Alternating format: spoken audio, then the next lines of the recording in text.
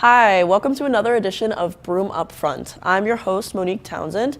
We have a great show for you today. Drake Terwilliger will be showing us how to restring a banjo later, and right now we're just going to be talking about it. But how are you today? I'm okay. All right. Yeah. So I wanted to start off by asking you how long you've been playing the banjo.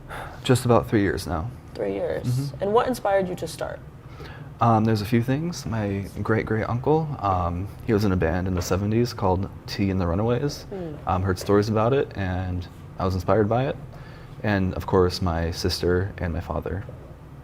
They've been in and out of music my whole life. So you grew up around music? Yes. Do you play any other instruments?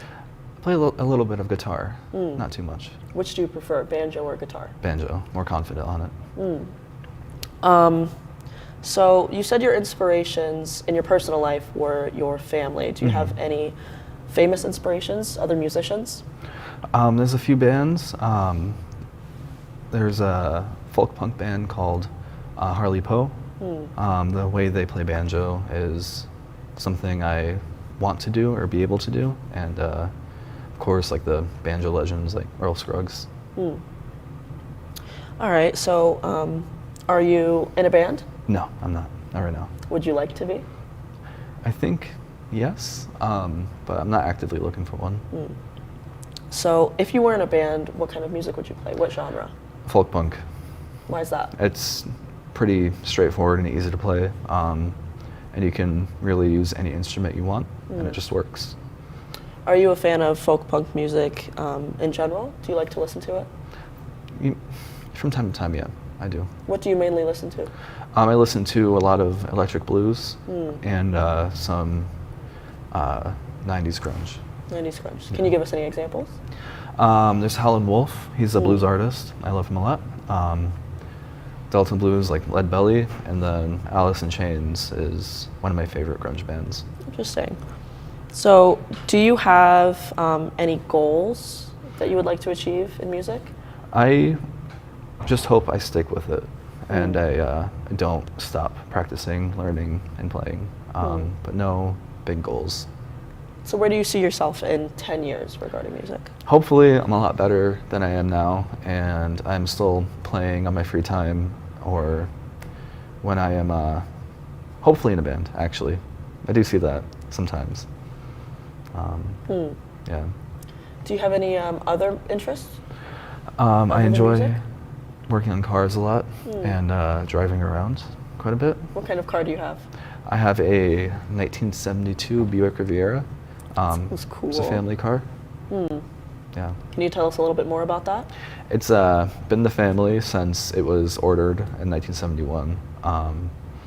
It's been handed down a few generations now, and I've recently I've gotten it, and I've been working on it quite often. Drive it to car shows and whatnot. So it's like classic vintage? Yeah, it's classic car. Awesome. Do you have any other hobbies? I enjoy playing games, drawing when I can. All right. So that is all the time we have right now. Join us after a break to learn how to restring and tune a banjo.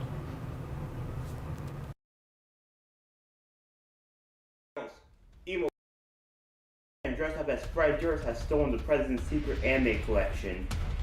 And I think our agency wants you to do the job. You can count on us, Chief. Right, Evil Boy? Yeah. The greatest action movie of all time. Goggles, the stuff that's behind us is about to explode. We need to get out of here. I know, Emo Boy, but you should hang on because we're about to go fast.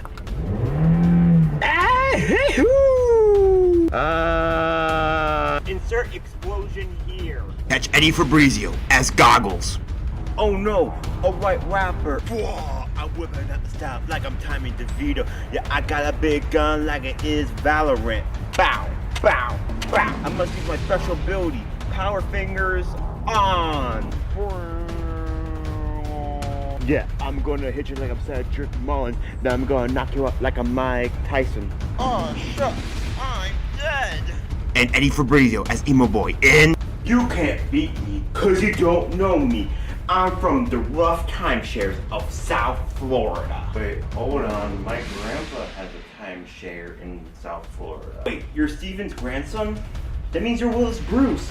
Wait, something came to my mind. My Chemical Romance is kind of poopy. You do not talk about My Chemical Romance that way! Where are you going? I'm going on the Boulevard of Broken Dreams.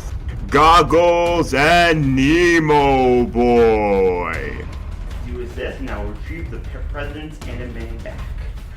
Just keep rolling. Ah!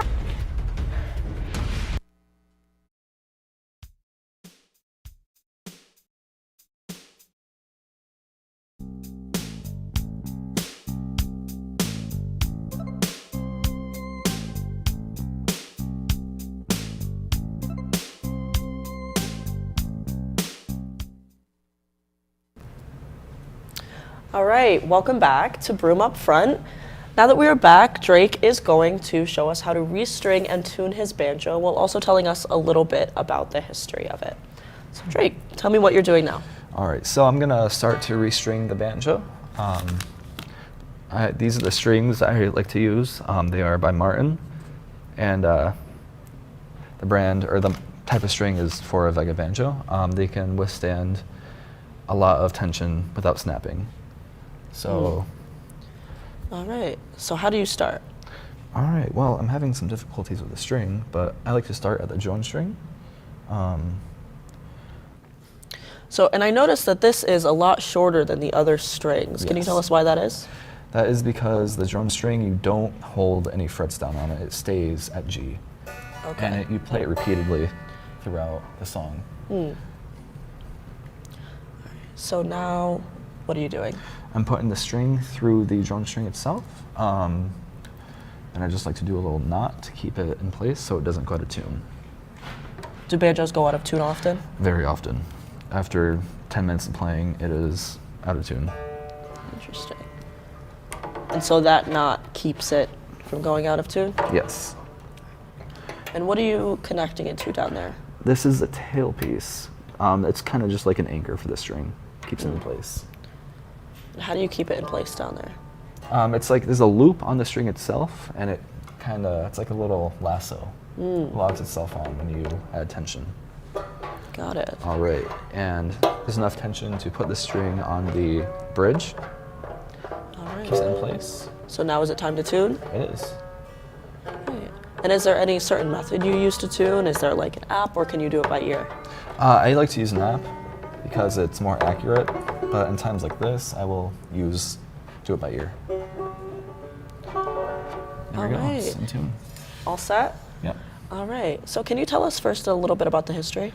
The history is largely unknown. It was discovered when the slave trade was going on, and the earliest banjo was a gourd, dried out gourd with animal skin over it, piece of wood, and plant fibers were used as a string. Interesting, interesting. All right, so that is all the time we have for today's show. Thank you very much, Drake, for coming on. Join us next week for a brand new installment of Broome Up Front. Good night.